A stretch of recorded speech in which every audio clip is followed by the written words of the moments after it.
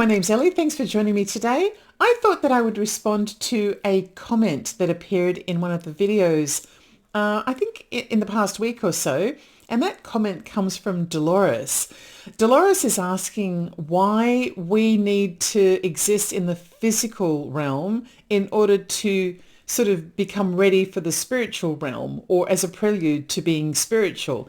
And it actually is a really good question. I kind of wanted to put together my thoughts based on the things that I have encountered and that I know about through research and just personal experience, and then respond to that question. So that's what today's show is going to be all about.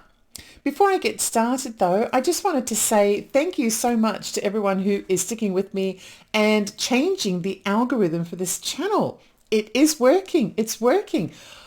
It's funny. I've had two things happen. The first one is that I've had a word with a viewer who also happens to have inside knowledge of how things work. And they've told me some very simple things to put in place, which I've done. And then, of course, my recent video, which was listed goodbye, or it was called goodbye, where I was saying goodbye to the old and hello to the new. Well, it actually seems to have transformed the way that you view this channel and the activities that are happening behind the scenes with the algorithm. It's wonderful. First of all, the long-time viewers and subscribers who've been watching for a long time are continuing to support me in ways that are really wonderful. The algorithm shows that you have a really open-minded series of subscriptions and viewing habits all over YouTube. And it's given me wonderful suggestions of places that I should subscribe to as well.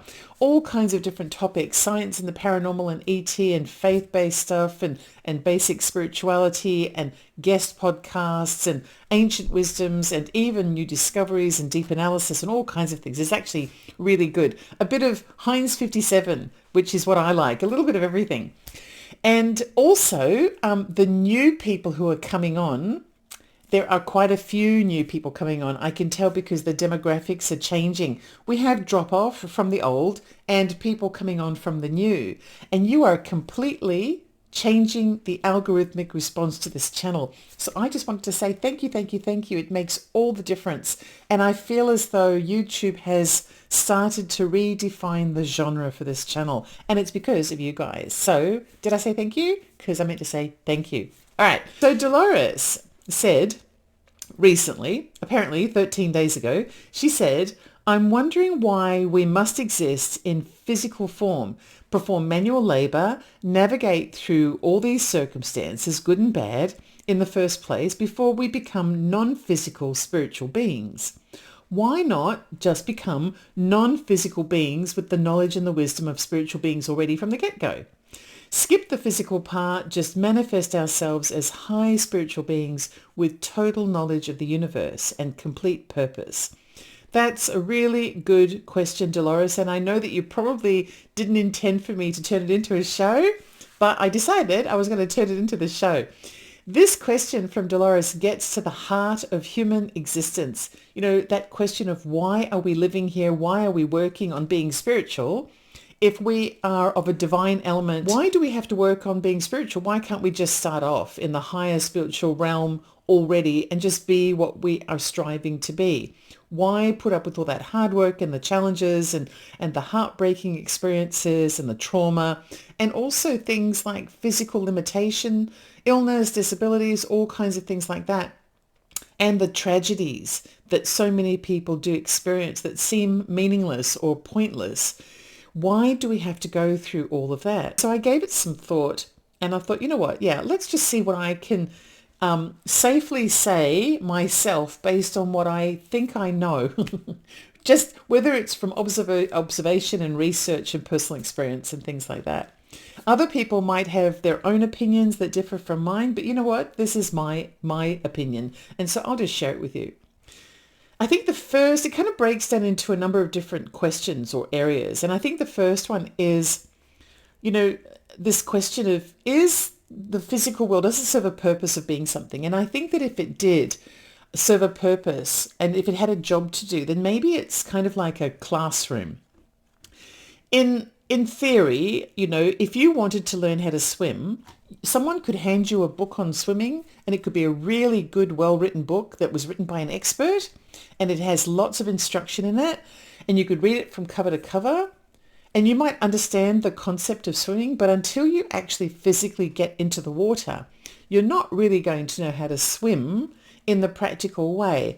And so maybe having physical life gives us a direct experience of things, of concepts like, patience and compassion and resilience, and how to take responsibility, how to deal with things, how to respond to the things that life throws at us without the friction that occurs when you have real life experiences. Then all of the qualities that you can think of, like, compassion and resilience and patience and things like that, these would all just be rhetorical, theoretical kinds of things. They wouldn't actually be practical, real skills that we'd be learning. Spiritual teachings from all over the world describe Earth to be a place where the soul develops capacities that it ends up carrying with it forever. So this is it possible that this earth or this physical existence is a classroom that helps to train the soul and educate the soul with the millions and billions and gazillions of experiences that occur every moment of every day with each person who gets the opportunity to exist in this classroom? Real learning through hands-on experience, which is far more valuable than anything that could just be learnt in a book or learnt through word of mouth or something like that. So that was my first thought. The second thought was trying to decide what is true wisdom and what does it mean to really master knowledge, because that should also be something that's taken into account. To be a spiritual higher being, then there's an assumption there that we're mastering an awareness and a knowledge, and that a true wisdom is being developed. But if we were to arrive in our existence complete with all the knowledge that we need, there would be no room to grow. There'd be no learning curve. There'd be no growth curve. And there'd be no process. Can you imagine how bland our existence would be if we never had anything to strive for? We see evidence of this hinting at us in ordinary life. Those really rich and powerful people who were born with a silver spoon in their mouth and never had to really strive for anything. And they inherited daddy's zillion-dollar organization when they turned 18 or when he passed away. And they coasted through school, because if they ever got anything wrong, daddy would just throw some money at the university or the school or whatever, and it would just be resolved and things like that. These people often, yes, they grow up with all kinds of wonderful privileges, but they also tend to be really dysfunctional. And my theory on that is that they just don't have enough to work their brain with. They've never been challenged. They've never had to struggle. They've never had to grow from those challenging experiences that we have.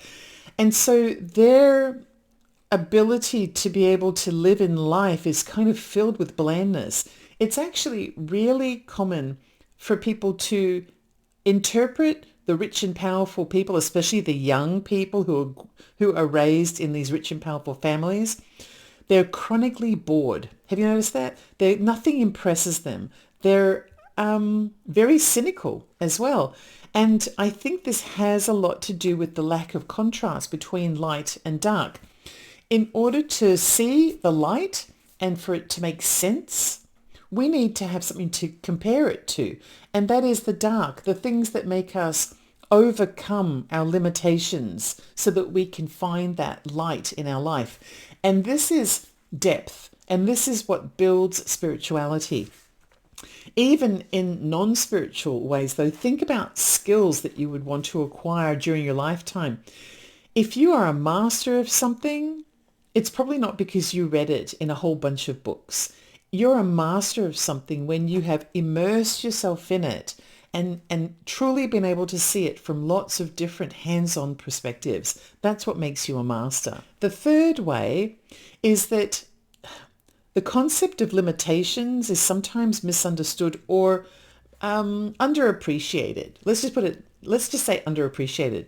Limitations I think they serve a purpose, these physical limitations that exist here on earth. We all have something about us as individuals that limits our ability to achieve instant nirvana. You know, it could be that our physical form imposes limits in ways such as, financial or related to resources or energy, for example, or we have a limitation of available time, or there's always something. Time, energy, resources. There's generally something that will limit us from just being able to wiggle our nose and everything happens exactly the way we want it to happen. Those limitations that we face, they actually force us to have to make choices in life. And the choices that we make, those decisions that we make, they shape us as people. That's what defines us. If you want to know more about the concept of the way that you are defined by your choices in life, then watch the recent video I did about the dilemma that Arjuna faced in the battlefield. This is an ancient Indian story, and it's a beautiful way to be able to show how every decision is really a decision on who we are as people. And that's what makes it so much easier to choose when you are in a position of dilemma, when you realize that what you're choosing is you're choosing to be who you are with every choice. If we existed in a limitless space, then there'd be no sense of urgency, there'd be no stakes involved, and there'd be no motivation for us to act or to grow in any way. I think you can say perhaps, it's that manual labor of life, something like taking care of a sick relative or raising children, having something that involves responsibility. Those sorts of things that happen here in this physical existence, those are the things that strengthen our character and define our values as a person and as people, collectively and individually. So the fourth thing that I think falls within this discussion is the emotional component that living in the physical realm actually relates to. When we have relationships with people, relationships are really messy and they can be unpredictable, and they're deep. They're deeply formative because those relationships also help to shape us as people. If we enter into conflict, then we have to make decisions around things like forgiveness, for example. And we may have to do something like set boundaries for ourselves, which helps us to understand the concept of what's right and what's wrong, what's permissible and what's not permissible in our spiritual context. And also we need to learn through relationships how to heal ourselves as well. So dealing with trauma or having to cooperate with in a difficult situation or where there's some kind of a conflict where you have to negotiate outcomes. These are things that are really important and they help to form the person. This is another way of creating our values and strengthening our character. The lessons that we learn from having relationships are not, they're not nice to have. They're actually a necessity because they're kind of part of the building blocks of what makes us who we are. If we don't have the building blocks, then we really don't have anything apart from theory. And if you've ever watched the evolution of a teenager who finishes high school and goes to university, most parents, I think, would probably see this happening in their child. School, being high school, is still relatively catering to an immature intellect. But when a person goes to university, they often end up being challenged in an entirely different way. And the subjects that a child learns in university are really only half as important as the university experience itself. Because when someone is a freshman in university, for example, and they're experiencing their very first encounter with this critical thinking requirement that university teaching imposes on all of the students, they start off by thinking that because they've read a book, they actually understand the topic.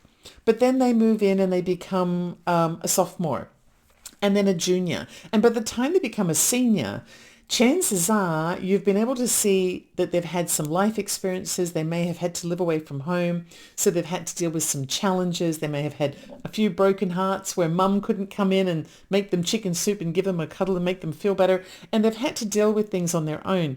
Part of that university experience is about building the character of the person rather than just teaching them book stuff.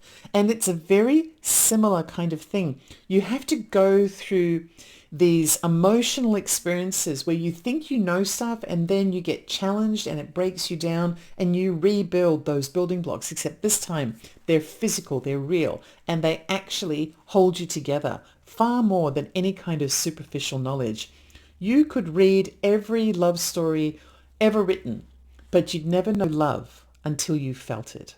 So in the fifth kind of idea around this concept of living in the physical world as a prelude to the spiritual world and why it's necessary, let's talk physical. And by that, I mean, let's talk muscles. Okay. In order to get your muscles stronger, you have to meet resistance. So just moving is not going to strengthen muscles. There needs to be a weight that gives you resistance. So you have something your muscle has to fight against in order to build and become bigger. Well, I think that your concept of who you are and the foundational elements of what it means to be a spiritual self are exactly the same thing. If we don't go through life being challenged by some form of resistance, then it's too easy and we don't build our spiritual muscle.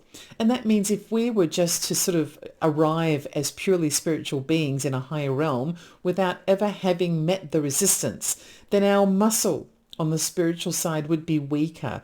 And I just don't think that it's the same as when you work it out with all kinds of lifelong experiences. They have that saying that goes, whatever doesn't kill you makes you stronger. And it's there for a reason.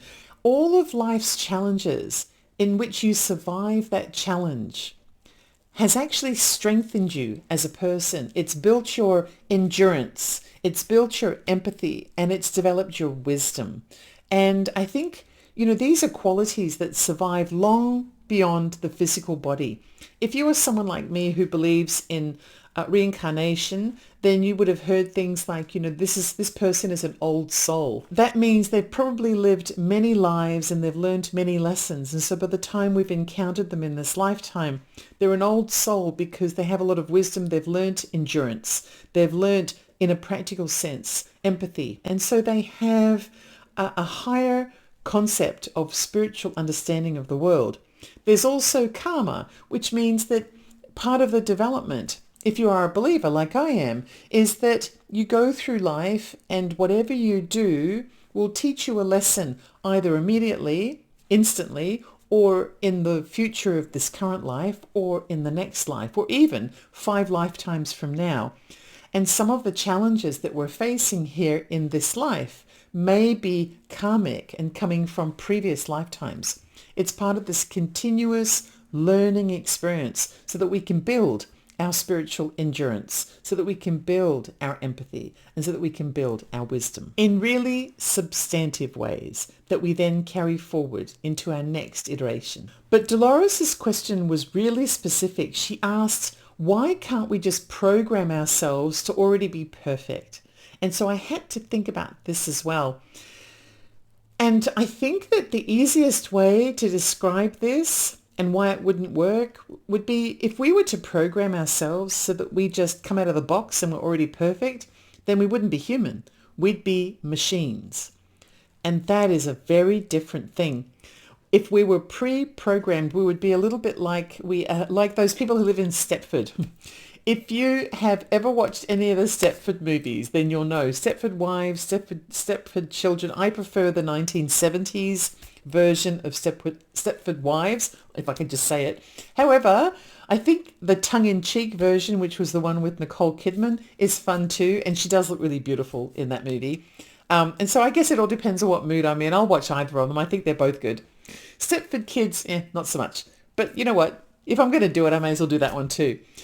The thing about being one of the Stepfords, and it's really good to go back when you're wondering why life is as challenging as it is, go and watch one of the Stepford movies because you can see Even in a film kind of environment on a set where there are actors there, the difference between this messy, loud, opinionated, kind of organic and normal person and then the one that is physically perfect and says all the right stuff, but is just so hollow and empty. They don't have free will. And that's the difference. And this is the gift that we get. We are created imperfect in this physical iteration, but we're given the free will to be able to work our way through the maze of developing ourselves spiritually. If we came out of the box like a machine without any development necessary, then there'd be no point getting us out of the box at all. When you think of it that way, it's kind of obvious. Why bother opening a box when there's no surprise inside? If you ever, I might even watch one of the Stepford movies this weekend because that was the very first thing I thought of, looking at the difference of how an organic person is and the joy that it brings, even if they are unreasonable and messy and noisy and annoying. I'd rather spend time with that person any day of the week than someone who's just Stepford, a Stepford machine. The final note really about this is that, we are a transitional being, and almost all of the faith-based traditions, whether they're ancient or even more modern, they all hinge on this concept of death not being the end. Even if we're looking at something like Christianity, where the promise is of a single life and then eternal life in heaven or something like that. But regardless of what the faith is, death is not the end. It's like a continuation that carries forward the things that we gain for ourselves in our lifetime, whether it's one or multiple lifetimes, depending on your belief system. Who knows how many lives I've had before? In the past, it's likely that I was less evolved than I am now. And in the future, chances are I'm going to be more evolved. Each life serves as another evolutionary stage in that process for me. Another stepping stone on the pathway towards perfection. And I don't believe that this non-physical promise of a spiritual future is a reward of any kind that we get for being human. I actually think that it is just a fundamental concept of what it takes to build ourselves. And it's a reminder that we should always be striving to be good people. We don't have to be perfect, but to kind of learn from our experiences and try to broaden our awareness and gain wisdom and learn the concepts of endurance and empathy in particular, because those things make us stronger. They build really strong foundations for us. Imagine if you built a home to live in, but you didn't put in any physical foundation. The home wouldn't really last very long, would it? And I think that's what living in the physical world is all about. It's about building that foundational strength so that it sits there as a solid basis for everything else to live in. So maybe we just need that strength of having a physical iteration. We need that strength as our foundation in order to survive the spiritual existence that occurs later. It could be that. So Dolores, to answer your question, I think I've done that in quite a bit of detail, more so than just replying to your comment. I don't believe that the physical stage of life is a detour or a reward or any kind of thing that we have to earn in order to get a reward in the future. I think it's a necessary foundation that digs deep into the earth, just like the foundations of a house that you're building would do. And it allows us to stand strong in the future, regardless of what that brings us. We don't know whether the physical world is easier or more difficult than the spiritual world. It could very well be that the spiritual world has challenges that we will never be ready for unless we experience this life as many times as it takes. Hey, I thought I'd sneak on and add a little something because as I'm editing, I realized that I forgot to tell you something that happened the other night. And I actually think it is loosely related to this topic. I had a dream about, well, I don't even know what it was about. I was actually, in the dream, I was having a conversation with people and I was in the proximity of people. I know we were all kind of gathered in a group. And we were talking about something, I have no idea what it was. And then suddenly someone kind of pointed off into the distance and they go, look, there's the light, there's the light. And we all went to turn around to see the light. And I never quite got to see it because just before it hit my peripheral vision as I was turning my head, I heard this voice say, you're not allowed to see the light. And then I woke up. And I actually think that the dream was a little bit like I'm not ready yet. Like I'm not ready to pass beyond that veil into the spiritual world. You know, maybe it was a kind of nearly a near-death experience. I don't know, maybe I stopped breathing in my sleep or something. Who knows what it was? But whatever it was, I was stopped from seeing the light because I wasn't ready. And I actually think that it probably relates to this topic where I still have some spiritual muscle to build. And then one day I'll get to see that light. Just thought I'd share that with you. So as you can see, today's episode came from one of your questions and one of your comments. I would love to know what else you'd like me to talk about on this show, and the sky's the limit in terms of how weird and wacky it might be. So leave comments on any of my videos. I will always search to see what you're interested in and what you'd like me to bring to the table on this channel. And tell me what you think about today's episode. Do you think I nailed it in terms of your views on why we're here in the physical world, or do you have differing views? And share those views so that we also can learn from you as well. Because, you know, that's the whole point of having a community. Welcome to the new world. This is Ellie Dreams and Under. I love knowing you're here, and I'll see you in my dreams. Bye.